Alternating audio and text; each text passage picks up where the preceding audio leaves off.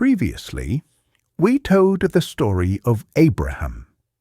He lived a long life, reaching 176 years. His son Isaac grew up and married Rebekah in Abraham's hometown of Haran. Rebekah was the granddaughter of Abraham's brother Nahor. Together, Isaac and Rebekah had a pair of twins, Esau and Jacob. Although born of the same parents, the brothers were very different in character. The elder, Esau, was covered in red hair, strong and brave, and loved hunting. His younger brother Jacob was calm, thoughtful, and clever, preferring to stay home and plan. Isaac favored the energetic Esau, while Rebekah preferred Jacob. Jacob believed his brother was rough, more capable, destined to lead the family. One day, Esau returned from hunting, exhausted and thirsty, and saw Jacob cooking a pot of red lentil stew. Esau wanted to eat immediately.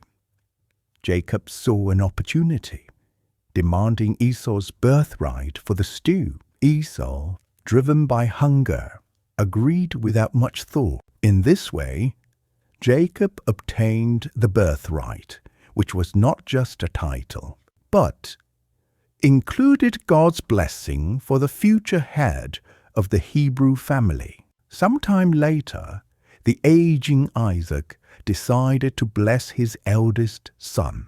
Rebekah overheard this and quickly devised a plan to ensure Jacob received the blessing. She prepared a meal for Isaac and dressed Jacob to imitate Esau. Jacob even covered his smooth hands with goat skins to mimic Esau's hairy arms.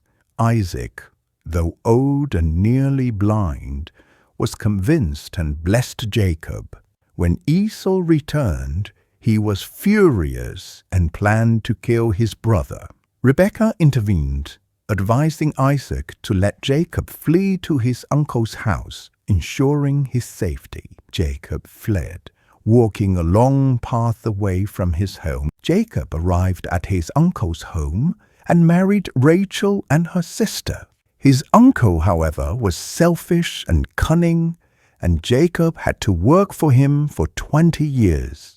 During this time, Jacob fathered 11 children, including sons from both sisters. On the way back to Canaan, Jacob encountered a stranger who wrestled with him throughout the night. This stranger was an angel sent by God to test Jacob's strength. Jacob was strong and could not be overpowered. The angel struck Jacob's thigh, causing him to limp, but Jacob held on until he received a blessing. The angel gave him a new name, Israel, meaning one who struggles with God, a name reflecting his enduring faith. From this story, a tradition arose among the Israelites. They would remove the sinew from the thigh, in remembrance of Jacob's encounter with the angel. The story of the red lentil stew also became widely known in the West, symbolizing small temptations and the consequences of hasty decisions. Jacob returned to Canaan, and Esau had long since let go of his anger. The brothers reconciled.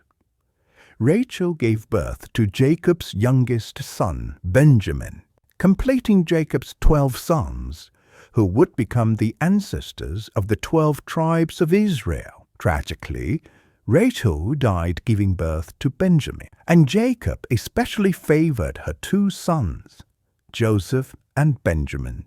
Joseph, bright and gifted, had 2 prophetic dreams at 17, which he shared with his father and brothers. This aroused his brothers' jealousy. One day, while Joseph was out working, his brothers threw him into an empty pit and later sold him to a passing caravan, which then took him to Egypt. Despite being sold into slavery, Joseph's intelligence and integrity allowed him to rise. to become the vizier of Egypt, highly favored by Pharaoh. Years later, during a famine, his brothers came to Egypt seeking food, only to find Joseph alive and powerful. Joseph forgave his brothers, seeing it all as part of God's plan. He brought his father and family to settle in Egypt, fulfilling God's promise to Abraham that his descendants would dwell in a foreign land for 400 years. This part of the Bible highlights the power of faith, family legacy, and divine guidance, laying the foundation for the future of the Israelites. In the next chapter, we will explore one of the most important events in Israelite history, the Exodus from Egypt.